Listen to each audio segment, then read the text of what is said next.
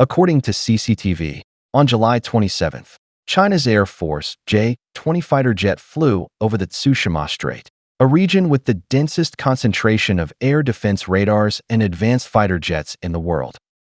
Yet, the radars of the US and its Japan-South Korea allies showed no response, let alone deploying fighter jets to track, monitor, or intercept. In recent years, China's Navy and Air Force have conducted large-scale exercises multiple times near Japanese waters, sending warships and aircraft for close reconnaissance. Following the logic of freedom of navigation used by the US, China tests the response capabilities of the US military and its Japan-South Korea allies in East Asia while collecting weapon parameters. With the advantage of being the world's factory, China's technology has developed rapidly, making its shipbuilding and aviation industries world leaders. Interestingly, China's strong civilian shipbuilding capabilities have driven large-scale naval construction. In aviation, China's main breakthroughs have come from the military sector. In just over a decade, China has achieved a leap from 4th generation to 5th generation and then to 6th generation fighter jets, making qualitative breakthroughs in missiles, radars, aircraft engines, and other core components. As a result, China's aviation industry has begun to support the civilian market, reaching world-class levels in helicopters, drones, and commercial large aircraft.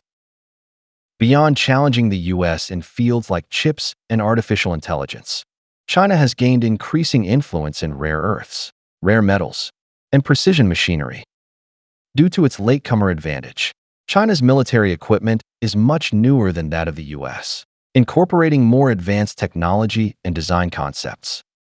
Meanwhile, the US suffers from industrial decline, heavily relying on China for raw materials like rare earths. Its shipbuilding industry is a fraction of China's, and its leading aviation company, Boeing, is mired in troubles. Lockheed Martin also struggles to supply the US military without Chinese rare earth components. Consequently, the morale of the Chinese military is rising, and it dares to confront the US military. In the South China Sea, East China Sea, Sea of Japan, and near the second island chain in the Western Pacific, China and the US engage in constant, silent confrontations. In the past, China lacked capital, but now its navy boasts the world's largest tonnage and surpasses the US in technological advancement. The US maintains an edge only in aircraft carriers and nuclear submarines. Its aging fleet and outdated production and maintenance capabilities make it difficult to sustain a full-scale war with a major power like China. Even in the Middle East, the US initiated a conflict with Yemen's Houthi forces, only to sign a ceasefire agreement and withdraw hastily, becoming a global laughingstock. In the India-Pakistan air conflict, the data link combat system China built for Pakistan effectively integrated early warning aircraft, air defense missiles, ground radar systems, and fighter jets, delivering a crushing blow to the Indian Air Force.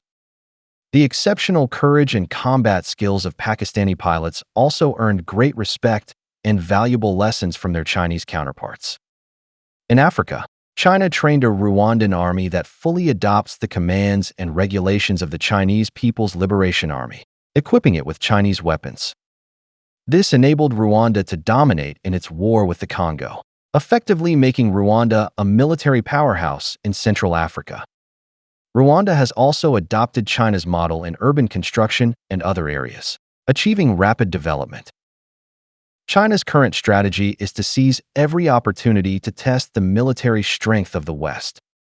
At the peak of its industrial advantage, China must dare to engage and confront its hypothetical enemies, summarizing experiences and lessons to continuously improve.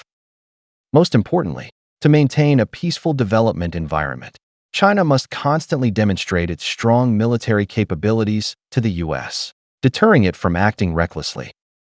The US must understand that there is no such thing as a small-scale conflict with China.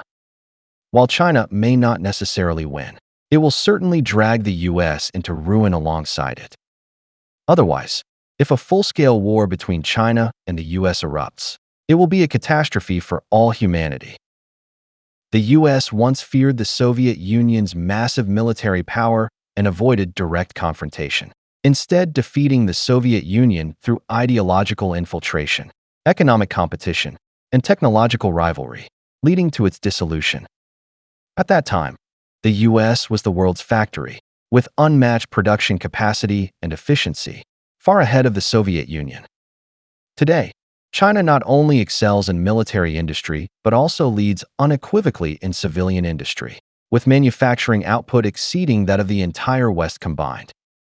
Therefore, it is critical for China to make its strength clear to the U.S. to prevent miscalculations.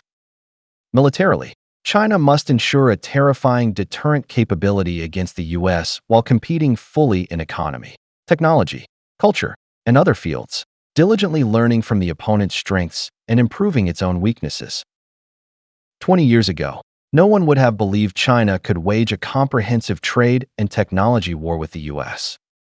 Yet today, China has fought a 7-year trade and technology war with the U.S. without showing signs of decline. China has indeed faced significant challenges, but remains confident. The U.S., however, is riddled with crises, with little chance of defeating China and a high risk of falling into severe recession and panic. This is the fundamental reason Trump launched a global trade war, demanding manufacturing return to the U.S. While the U.S. still has the world's strongest military and the dollar remains the global currency, it forces its allies and third-world countries to make significant concessions, allowing the U.S. to extract resources to rebuild itself and launch a new offensive against China. However, Trump's approach severely violates objective economic laws.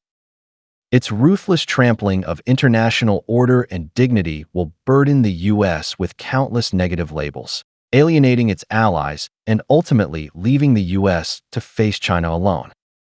Therefore, Chinese people must remain patient, unafraid of temporary difficulties. China faces pressure, but the U.S. faces even greater pressure.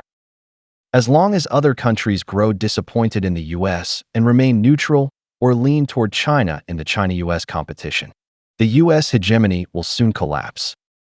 Thus, the trade and technology wars must continue, while China must keep deploying aircraft and warships to confront the U.S., gaining experience and sending a clear message.